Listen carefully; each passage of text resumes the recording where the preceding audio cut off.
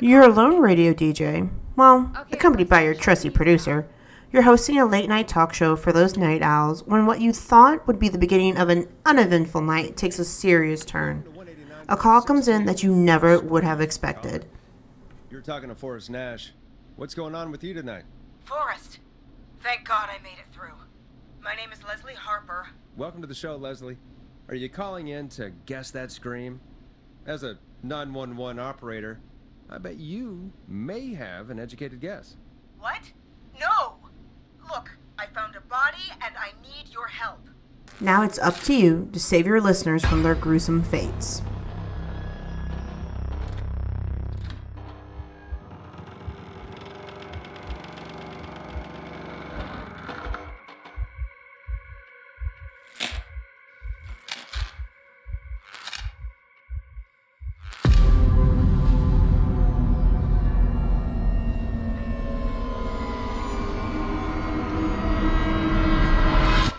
This is Killer Frequency.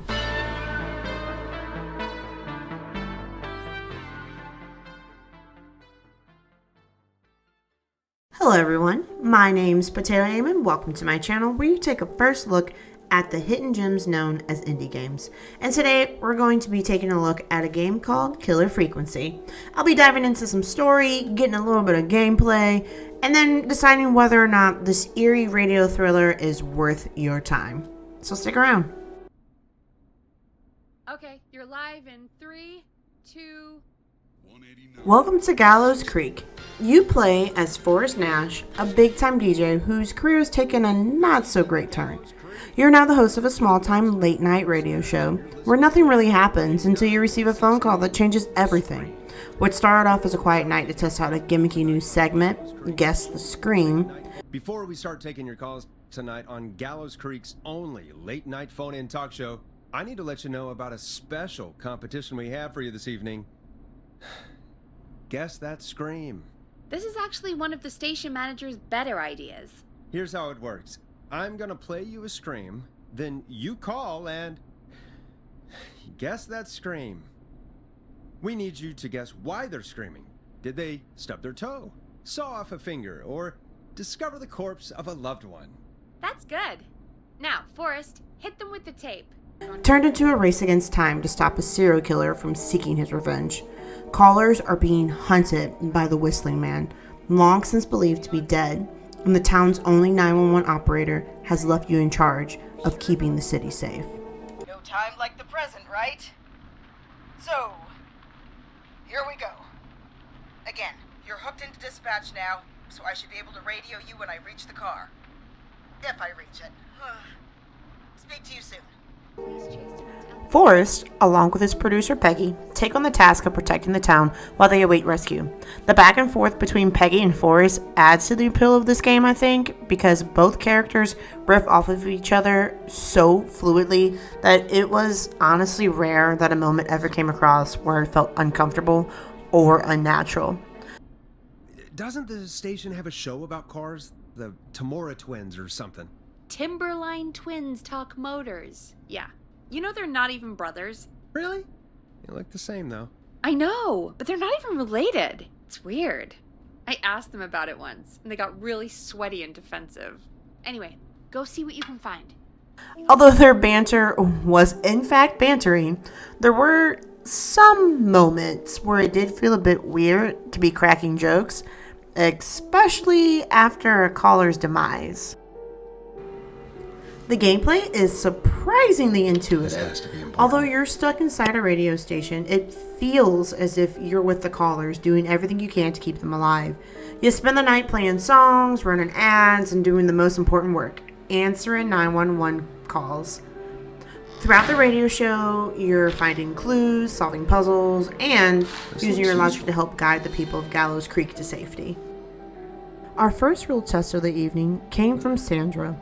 She's trapped inside her car with the Whistling Man lurking outside, and I needed to find a way to save her before it was too late. You find anything? Yeah, I found a magazine about hot wiring cars. Well, that sounds perfect. We're back with 189.16, The Scream. How are you holding up, Sandra? The creep's looking through the parking lot trying to find me. But I've got my tools, and I'm ready to get this hunk of junk moving. How do we start this baby? Put the screwdriver in the ignition and twist clockwise. Here goes, baby. Screwdriver's too fat to fit. What next? Unscrew the steering column. All right. Just turn. 1, 2, 1, 2. Oh, God. How long are these screws? Okay. Cover's off. Okay. There's a bunch of wires down here all paired up and... Oh, God, my heart is pumping. Strip and twist together the red and yellow wires. All right. We take the red and the yellow and we twist and we turn. Strip the purple wire and brush against the twisted wires. Okay. We strip and we brush and... Energize everybody! Fantastic work, baby! Anytime you want to come down to the jazz studio, you get in for free! I also learned pretty quickly that it's important that you listen to Forrest and Peggy interact with one another, because there are points where they will verbally give you ideas as to what to look around for when a call comes in.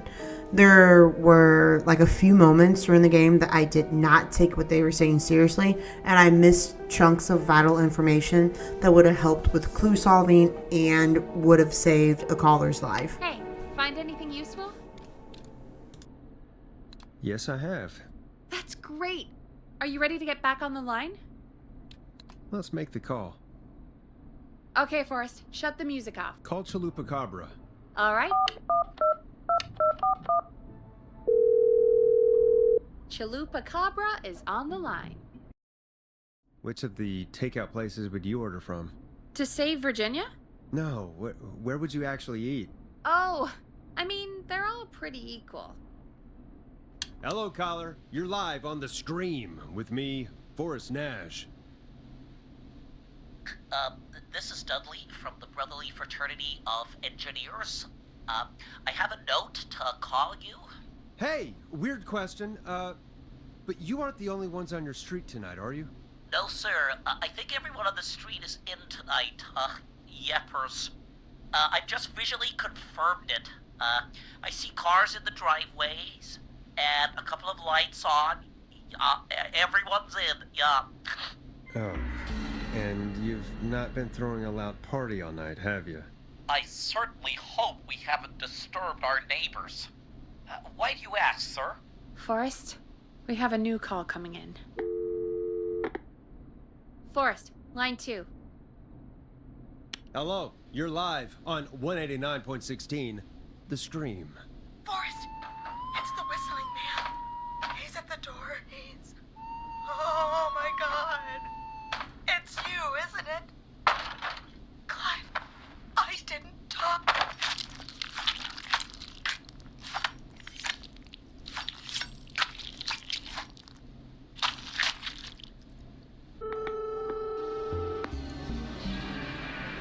Oh, dear God. Poor Virginia. You did your best, Forrest. To everyone listening, I know things look bad, but please don't lose faith. We will stop this whistling man. And I think Virginia may have just given us the clue we need. One of the things I appreciate the most about this game is that it moves at your own pace. So like aside from a few timed responses with dialogue, you're allowed to take however long you need to solve the puzzles. So each puzzle is unique to the caller and especially the location they're in, which helps make the game not feel like an endless grind. Like the puzzle types can range from guiding targets with a map. Go right.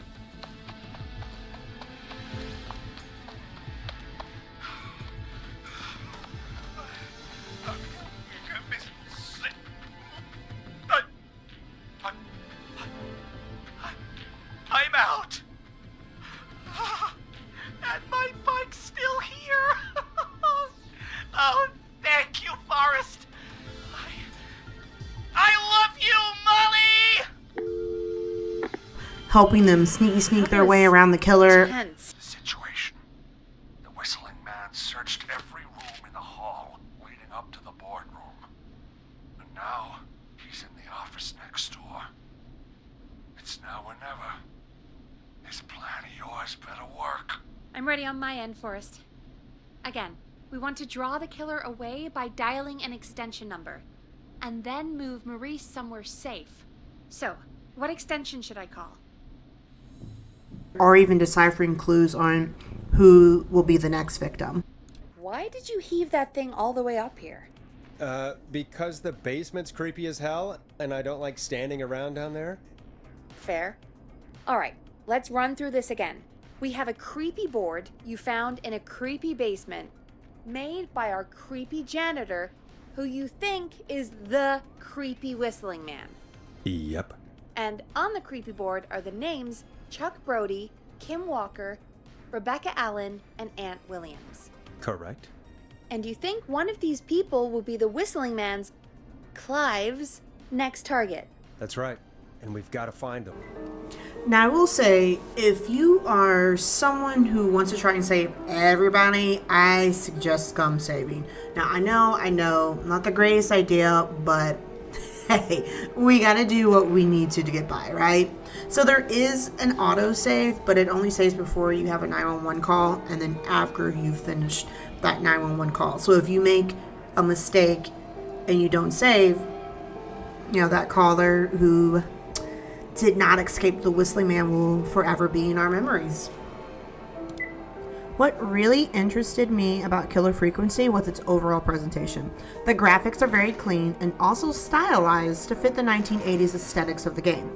Killer Frequency allows for someone like me, who isn't the biggest horror fan, to enjoy the horror elements without too much fear of jump scares. I absolutely love how all the characters have their own fun and interesting personalities, and the story behind the Whistling Man was interesting enough that I wanted to continue playing just so I could figure out who the killer was. The key. Although the majority of the game this takes always place here? inside the radio must have station, missed there's it when I plenty of brought everything exploration upstairs. and searching to keep it from becoming boring. If you're someone who enjoys a good story-driven mystery, then I would highly suggest Killer Frequency. It's a unique take on an old concept that will keep you entertained.